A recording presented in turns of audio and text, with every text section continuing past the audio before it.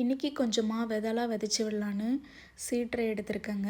மண்ணு கலவை ரெடி பண்ணிவிட்டு இந்த மாதிரி எல்லாத்துலேயும் ஃபில் பண்ணி விடுறேன். தை மாதமே முடிய போகுதுங்க. கொஞ்சம் முன்னாடியே விதைச்சிருக்கணும்.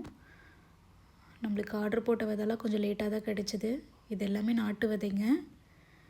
ஸோ இதுக்கு மேலே லேட் பண்ணாமல் விதைச்சிடலாம். பீர்க்கன், புடலங்காய், பாவக்காய், அப்புறம் முலாம்பழம், வெள்ளரி விதை, சிகப்பு நாட்டு வெண்டை, புளிச்சக்கீரை, ஊதா கத்தரி, இந்த மாதிரி விதையெல்லாம் செலக்ட் பண்ணி வச்சுருக்காங்க. பப்பாளி விதையும் விதைச்சிருக்கேன்.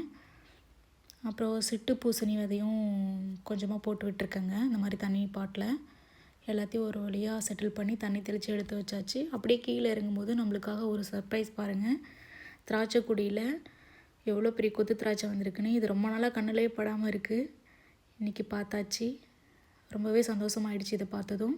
அப்படியே கீழே போயிட்டு இங்கே பாருங்கள் எவ்வளோ அழகாக ஒரு ஆரஞ்சு கலர் ரோஸ் ப்ளூமாக இருக்குன்ட்டு ரொம்பவே அழகாக இருக்குது.